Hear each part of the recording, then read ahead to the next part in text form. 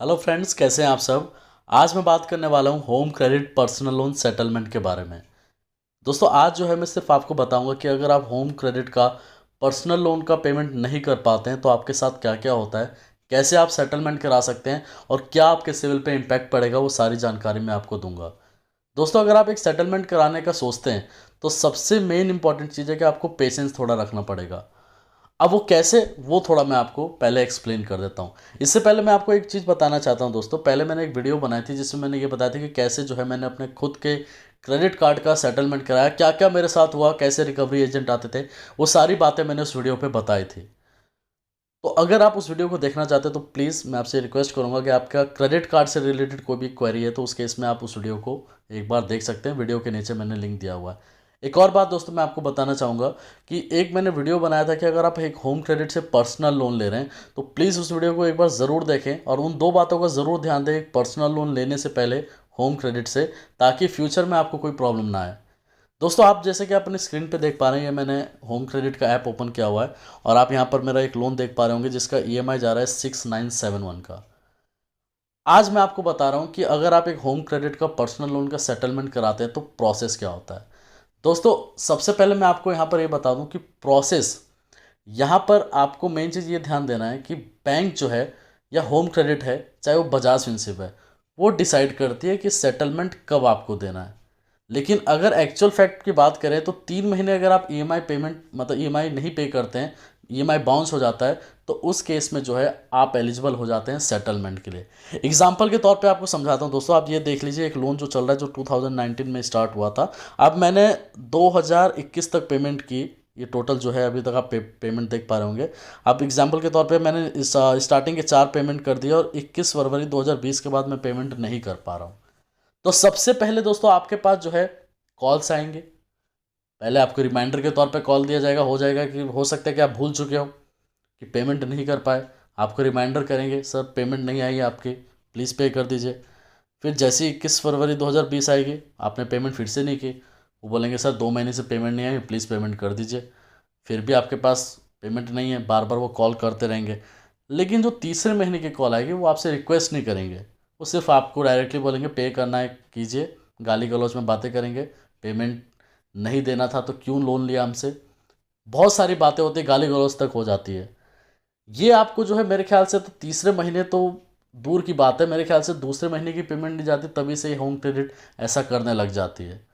जैसे कि बजाज भी वैसे सेम टू सेम करती है। होम क्रेडिट में दोस्तों जब आप 3 महीने तक पेमेंट नहीं कर पाते, या कोई भी बैंक हो चाहे कोई भी फाइनेंस कंपनी हो, 3 महीने तक पे नहीं करते, आप एलिजिबल हो जाते हैं। लेकिन सेटलमेंट का प्रोसेस और सेटलमेंट होना कब है, वो आपका होम क्रेडिट डिसाइड करेगा। वो 6 महीने भी ले सकता है, 1 साल भी ले सकता है, 8-9 महीने तक जो है वो ले सकता है टाइम। वो कोशिश करता है, होम क्रेडिट ये कोशिश करता है कि कम से कम कुछ पेमेंट आपके तरफ से आ जाए। तो मतलब कि जो सेटलमेंट जो अमाउंट है वो आपका ये कोशिश करती है, जैसे एग्जांपल के तौर पे आप मान के चलिए 1 लाख रुपए का आपका आउटस्टैंडिंग है जो आपको होम क्रेडिट को देना है। आप बीच बीच में कुछ पेमेंट करते जा रहे हैं लेकिन फिर भी जो है वो होम क्रेडिट को आप टोटल पेमेंट नहीं कर पा रहे हैं, तो वो आपको परेशान करती रहेगी कुछ पेमेंट आ जाए। लेकिन आप पेमेंट बिल्कुल ही नहीं करते। बाद में जो है आप देख, रिकवरी एजेंट आपके पास आ चुके हैं, कॉल्स आपके पास आ चुके हैं और वो हर तरीके का, हर हथकंडा जो कहते हैं एक तरीके से अपना चुके हैं होम क्रेडिट, लेकिन फिर भी जो है आप पेमेंट नहीं कर पा रहे हैं। तब वो सेटलमेंट का ऑप्शन देती है दोस्तों। इतने जल्दी आपको सेटलमेंट का ऑप्शन नहीं देगी।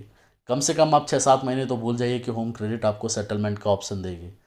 दोस्तों, आपको यहाँ पर जो है सबसे मेन इंपॉर्टेंट पेशेंस रखना है थोड़ा, और 3 बातों का ज़रूर ध्यान देना है। पहला, एक तो जो आपको कॉल्स करते हैं उसका जवाब आपको देते रहना है, कॉल नहीं डिस्कनेक्ट करें। कॉल करते हैं, काट काट दीजिए, या आप रैंडमली पूरे दिन में 1 या 2 कॉल अटेंड कीजिए, बाकी आप काटते रहिए, कोई प्रॉब्लम नहीं है। दूसरा, जो गाली गलौज होते हैं, चाहे वो रिकवरी एजेंट के साथ हो, चाहे आपके पास जो कॉल्स आते हैं, उनको जो है आप टैकल कीजिए। आप पर्सनली मत लीजिए उस बात को कि मेरे को ऐसा ऐसा बोल रहे हैं, क्योंकि उन्होंने ट्रेनिंग की है, ट्रेनिंग आपने नहीं की है। वो आपको ऐसे ऐसे बोलेंगे, ये कर दूंगा, वो कर दूंगा, फलाना कर दूंगा, आप भी बात बोलेंगे तो कुछ उससे कोई फ़ायदा होने वाला नहीं है। वो भी 10 बात बोलेंगे, आप भी यहाँ से 10 बात बोलेंगे। बस आप टैकल करते रहिए, हाँ ओके, नहीं है पेमेंट, नहीं कर पा रहा हूँ, जो करना है करो, बाकी जो भी बात आप करते रहते हैं।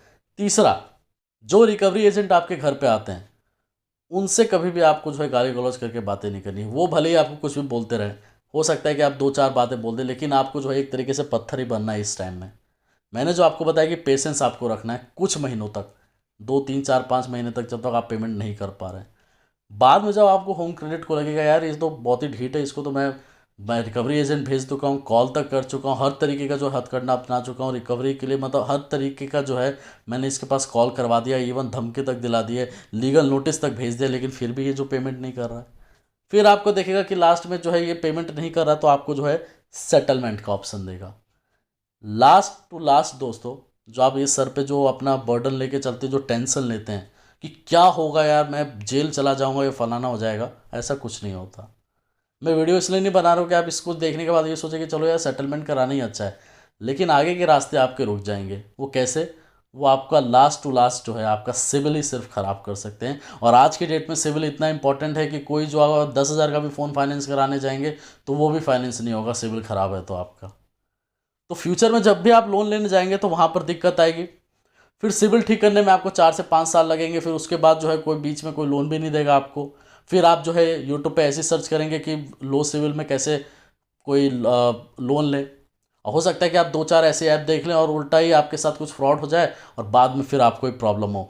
जो सेटलमेंट का प्रोसेस होता है दोस्तों, यहाँ पर मैं आपको बताना चाहता हूँ कि जो आप लोग पूछते हैं कि सर सेटलमेंट का प्रोसेस क्या होता है और सेटलमेंट कब होता है। दोस्तों सेटलमेंट कब होता है ये डिसाइड करता है होम क्रेडिट, बैंक या कोई भी फाइनेंसर से आपने लोन लिया है तो वो डिसाइड करते हैं कि कब आपका सेटलमेंट होना चाहिए। उनको जब लगता है कि पेमेंट नहीं आ रही है तब वो आपको सेटलमेंट का ऑप्शन देते हैं, और वो भी ये सोचते हैं कि जल्द से जल्द थोड़ा जो है सेटलमेंट हो जाए ताकि कुछ अमाउंट आपसे लेके वो दूसरों को दे पाए और उससे जो है इंटरेस्ट अर्न कर पाए।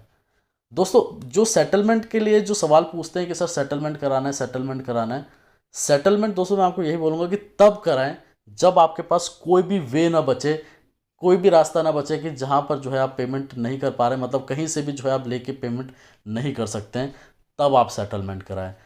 लेकिन अगर आप सोचते हैं कि मेरे पास पेमेंट है फिर भी मैं सेटलमेंट करा रहा हूँ, तो उस केस में आप ये सोच लीजिए कि फ्यूचर में आज तो सेटलमेंट करा लेंगे लेकिन आगे आने वाले 10 साल 5 साल बाद जो है आपको लोन नहीं मिलेगा। हाँ अगर आपके पास काफ़ी पैसे हैं, आपको लग रहा है कि बस यही लोन मेरे को, फ्यूचर में कोई लोन नहीं लेना, तो बेझिझक आप जो है सेटलमेंट कराइए, कोई प्रॉब्लम नहीं है।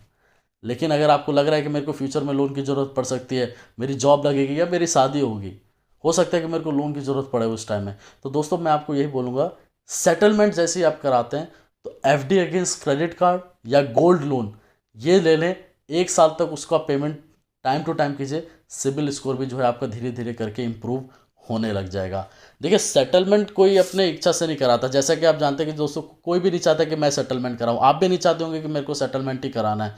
अब जैसे आप इतने सारे लोन्स जो आप देख पा रहे हैं यहाँ पर, मेरे पहले भी काफ़ी सारे लोन थे यहाँ पर, आप ये देख लीजिए जितने सारे लोन जो है ये ऑलरेडी क्लोज हो चुके हैं, होम लोन, पर्सनल लोन, ये आपका 2 व्हीलर लोन, मोबाइल लोन, काफ़ी सारे जो है ऑलरेडी जो है क्लोज हो चुके हैं और एक अभी रनिंग में, और इतने मंथ में पेमेंट कर रहा हूँ, पिछले लास्ट 2 ईयर से मैं पेमेंट कर रहा हूँ। अब कोविड की वजह से कुछ प्रॉब्लम हो जाती है तो वो होम क्रेडिट नहीं सोचेगी कि इसका क्या प्रॉब्लम है, फलाना प्रॉब्लम, वो उससे कोई लेना देना नहीं है उसको, उससे सिर्फ जो है उसको लेना है अपने पेमेंट से।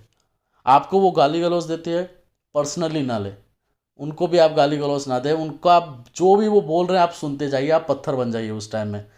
मैंने सिर्फ आपको बोला कि पेशेंस आप रखिए, लास्ट टू लास्ट जो है आपको सेटलमेंट का ही ऑप्शन देंगे। अगर आप सेटलमेंट का भी अमाउंट पे नहीं कर पाते तो कोई प्रॉब्लम नहीं है, लास्ट में फिर वो है आपके सिविल रिपोर्ट में एक डिफ़ॉल्टर का टैग लगा देंगे, फिर वो डिफ़ॉल्टर का टैग हटाने में 10 साल लग जाते हैं, 8 साल लग जाते हैं, काफ़ी टाइम लग जाता है उसमें, लंबे टाइम तक जो है आपको कोई लोन नहीं देगा। तो दोस्तों जो आप सवाल पूछते हैं कि सेटलमेंट का प्रोसेस, तो दोस्तों यही प्रोसेस है, चाहे वो कोई बैंक से आप लोन लें, चाहे वो होम क्रेडिट से लोन लें, चाहे वो आप बजाज फिनसिप से लोन लें, 3 महीने आप पेमेंट नहीं करते हैं तो आप एलिजिबल हैं सेटलमेंट के लिए। लेकिन ये डिपेंड करता है कि वो सेटलमेंट आपको देने के लिए एग्री है कि नहीं है। हो सकता है कि वो चौथे महीने में ही आपको सेटलमेंट का ऑप्शन दे दे, हो सकता है कि वो 7, 8, 9 महीने लगा दे, ये डिपेंड करता है उस लेंडर पे जिससे आपने लोन लिया हुआ है। बस जो आपको रखना है वो पेशेंस रखना है।